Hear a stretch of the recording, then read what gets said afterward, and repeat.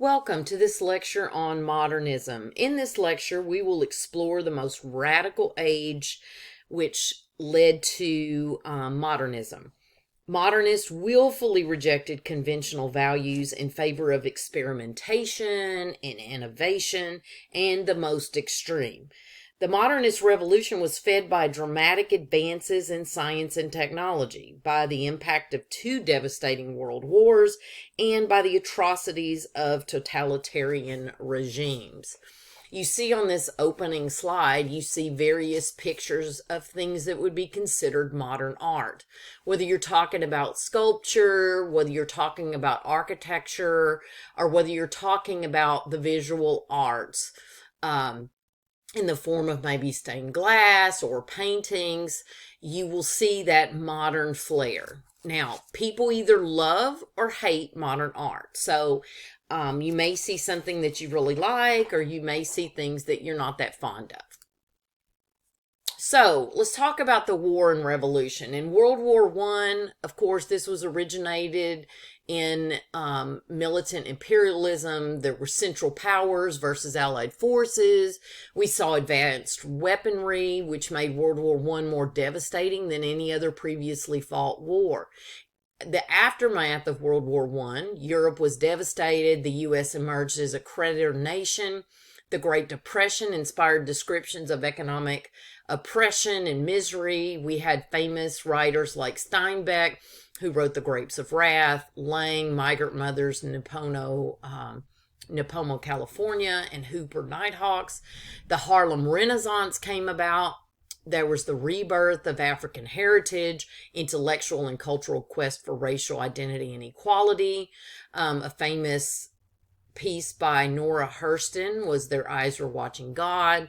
Langston Hughes gave us that fusion of everyday speech with jazz rhythm that was found in the Great Depression. In World War II, of course, that was Hitler. Germany is left in economic decline and humiliated by the defeat of World War I. The extreme nationalists under the Nazi Party took control. There was the horrific Holocaust, and we have a beautiful piece of writing by Wiesel called Night. And of course, there was worldwide conflagration that ended with U.S. nuclear attacking the Japanese. Which brings us to modern art.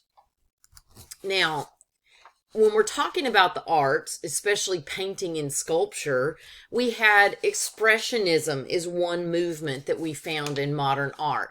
This was art that is emotional and it's concerned with human feelings. So it is expressing that emotion and concern. That's why we call it Expressionism. There was also the abstraction movement. Now, this was art that is concerned with structure and order rather than the subject matter. And then, of course, there's fantasy. This is art that's personal and it's concerned with individual imagination. Cubism is an important movement. Analytical Cubism was concerned with simplifying forms into geometric fundamentals. Cubism derives from the edges and the angles that are being depicted. This was influenced by a statement by Cezanne: you must see in nature the cylinder, the sphere, and the cones, little planes tilted on various angles. Picasso renders a series of fragmentary views that analyzed various aspects of the form from several different points of view rather than from one fixed vantage point. Now, within that Cubism movement, there was collage Cubism, as well as analytical Cubism. Now, collage Cubism uses different materials pasted onto the canvas. Rather than breaking down natural forms into little facets, as we see in analytical Cubism, in collage Cubism, the picture is built up from the canvas, if you will. Picasso pasted colored paper and bits of newspaper, cards, cigarette labels, and other material onto his paintings to create a collage in a painting. Another form of cubism is synthetic cubism. Each object is seen from a single point of view rather than from multiple points of view, as seen in analytical cubism. Picasso seldom eliminated the subject completely. So here's a piece called Three Musicians. And, sorry, I clicked too soon. This was painted in 1921. This was oil on canvas. So we're seeing the forms are now decorative and colorful. There's flat and geometric assembled into the striking designs of rich variety. Clever and inventive with visual puns, the three musicians and a dog are depicted. All right. Pablo Picasso and Cubism. Picasso moved to Paris. He abandoned the traditional modes of pictorial representation. He believed all art must be subversive. He was influenced by Cézanne and the arts of Africa, Iberia, and Oceania.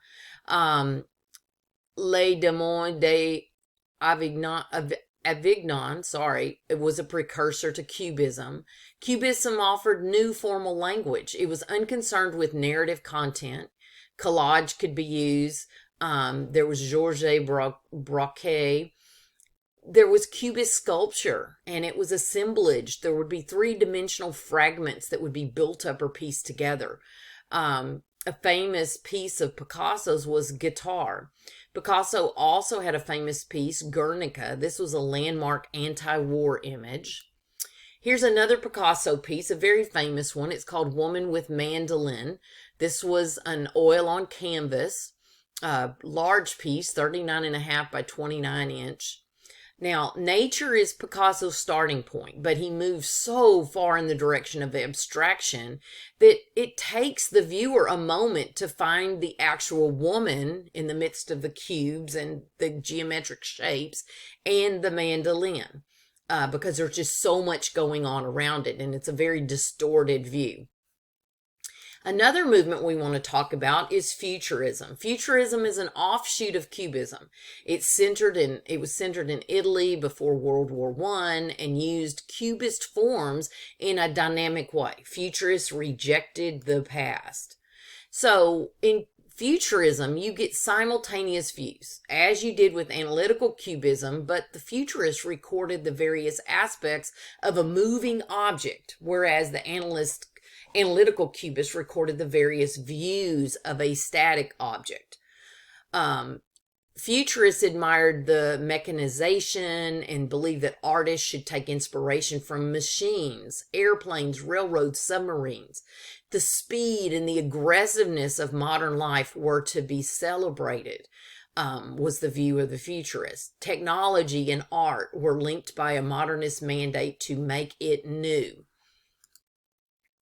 Now, two famous modernist artists are Matisse and Fauvism. A color principle feature of Fauve's work. Here you see Madame Matisse, A Pursuit of Color Abstraction. Now, the characteristics of Fauvism, this movement or this technique, is a radical use of natural colors that separated color from its usual representational and realistic role, giving new emotional meaning to those colors. That you would create a strong, unified work that appears flat on the canvas. Let me show you an example.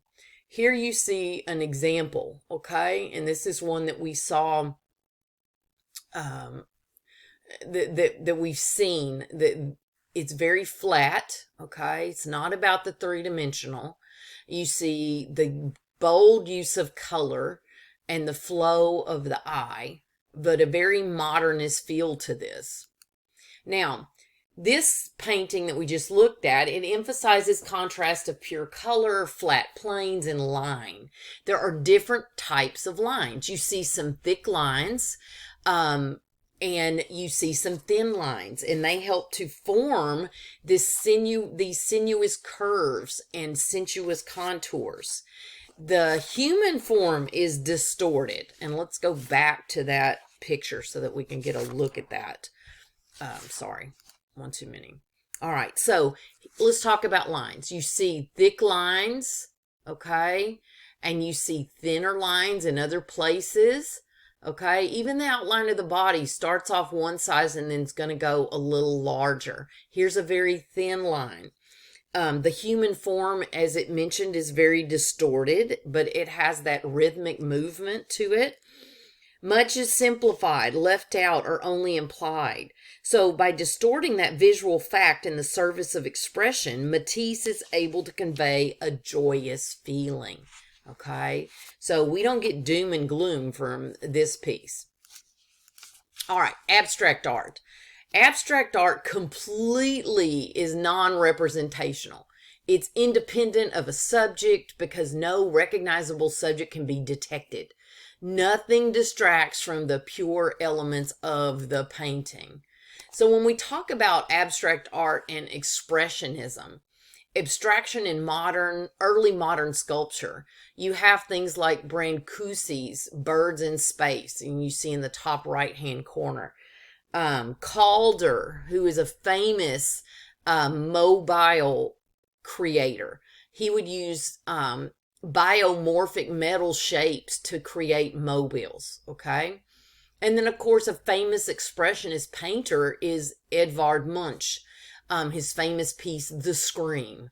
And this has been a universal symbol of the modern condition. Now, we have a lot of different representations of that, right? Whether it's The Simpsons or Garfield or the Joker from Batman, right? So many different renditions of this original piece called The Scream has been done and used, especially in our pop culture. Another movement is Surrealism. And Surrealism is that physical expression to the world of dreams and the unconscious mind.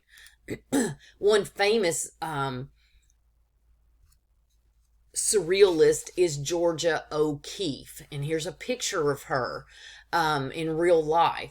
Now, she did a lot of paintings of flowers. And in fact, her prints of flowers you'll see in doctor's offices today. Okay. She also did landscapes, and she did landscapes associated with the Southwest. And you see her out in nature creating a painting there. She's known for this type of painting in which a flower or another natural form is seen close up, and it's enlarged to the extent that it approaches an abstract pattern. O'Keeffe had a profound love of nature. She used subtle shading to create a filmy, translucent, almost fluttering form. It's very sumptuous and sensuous. She was intrigued by light and colors.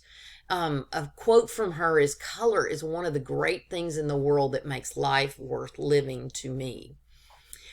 Now, this brings us to modern architecture, because not only were the other art forms changing, but so was modern architecture. A very famous architect of modern architecture is Frank Lloyd Wright. Now, you see, this is the Guggenheim Museum in New York. These are some of his famous homes that he has created. Some of these have been used in movies even. He loved to bring in nature into the design of the building, almost as if the building cooperated with nature and nature was a part of the design. So you see some very interesting modern looking buildings. A lot of glass so that you can see out into nature.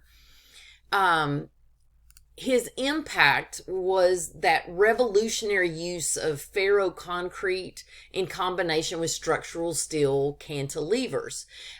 He was influenced by a trip to Japan. And during that trip, he formulated this idea of interconnecting interior and exterior space. You know, that's what we talked about, like incorporating nature, bringing the outside in and the inside out. He had subordinated decorative detail to his overall design. Structural materials established the personality of the building.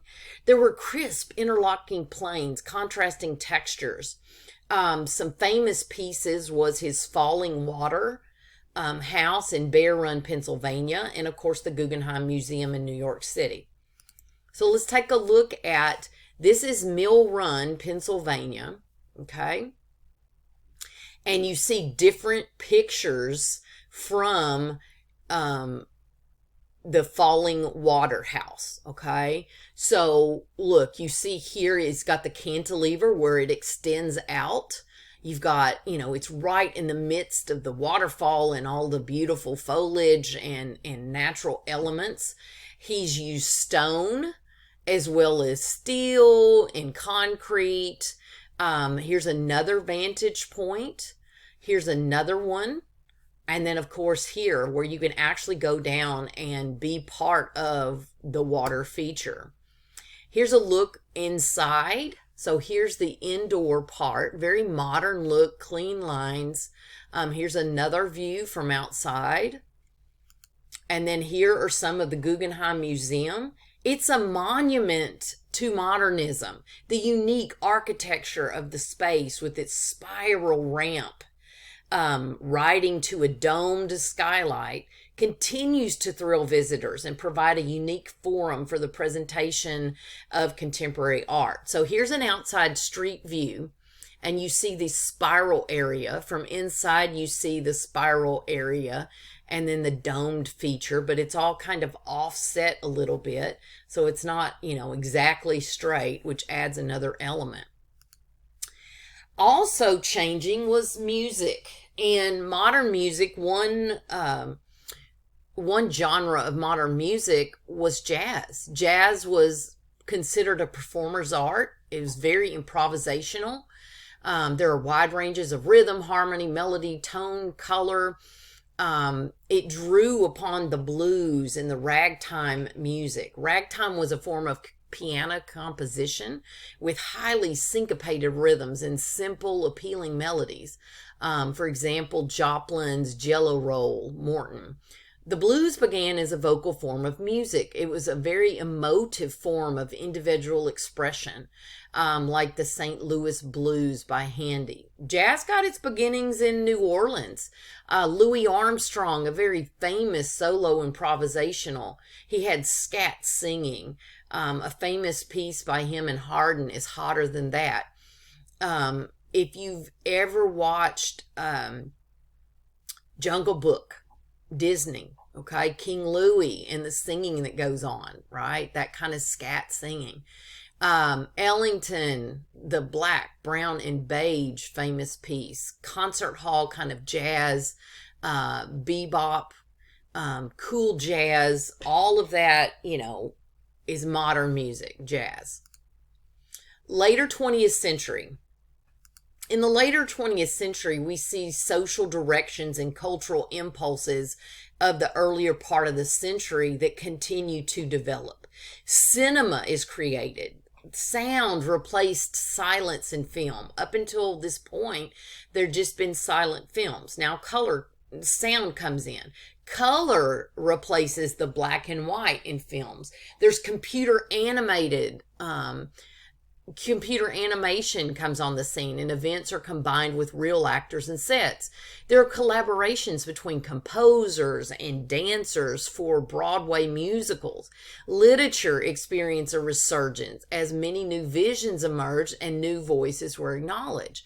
Contemporary artists in all media benefited from the broadening perspective and the artistic possibilities that were opened up by technical refinements.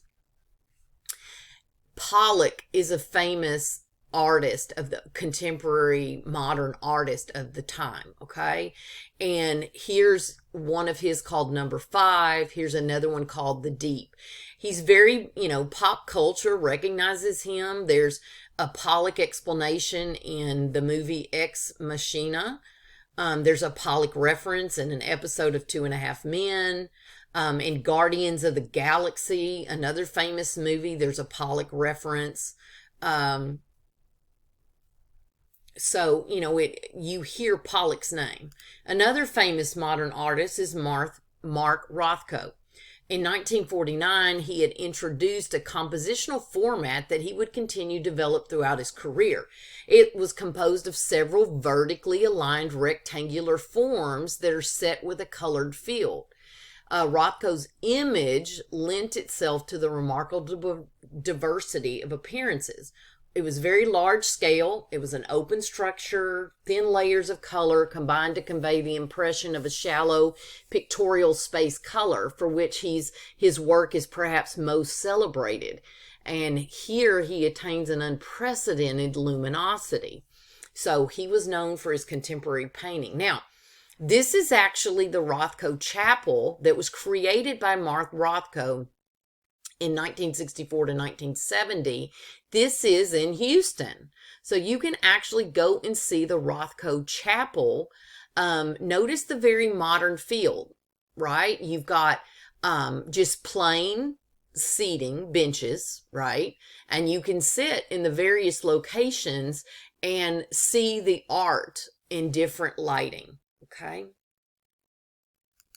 Here's another image of the Rothko Chapel being used, in this case for the Islamic prayer.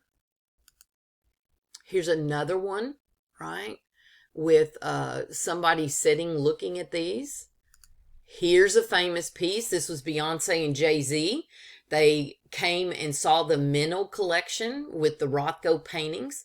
And this is down in the theater district. You can see the Rothko Chapel. You can go into the Menil collection that has all kinds of famous paintings, but one set is the Rothko paintings. So you see them in front of the Rothko paintings. This is Seagram murals in the Rothko room at the Tate Modern Gallery in London in 1958. So here you have an installation of the Rothko Seagram murals in London. Here's a picture of Mark Rothko in front of one of his paintings. All right, so the 21st century.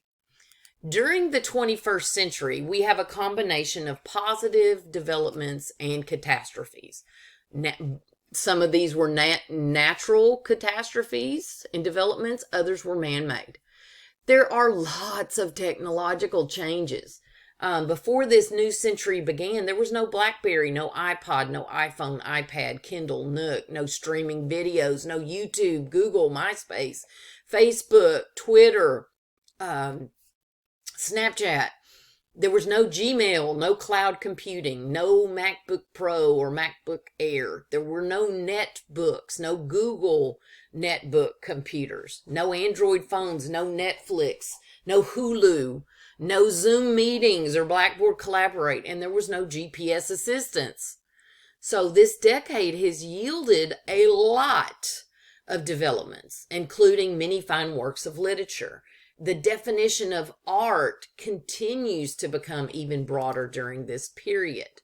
So think about where we started at early civilization, at cave dwellers and nomadic people creating cave paintings, and think about where we are in the world today, including artwork associated with whatever the latest crisis is, whether it's the pandemic or whatever the latest crisis might be. Art continues to reflect the viewpoints of society, the conflicts within society, those expressions of what's important to that artist in that time period. So I hope you see something maybe that you like in modern art. Maybe you've waited this long to find something that you did like. Or maybe you're more of a classics lover. But whatever the case may be, art is here to stay. And remember that it is our social responsibility to keep supporting the arts and creating footprints and legacies that will be left behind. Thank you for joining me. This is the end of our lecture on modernism.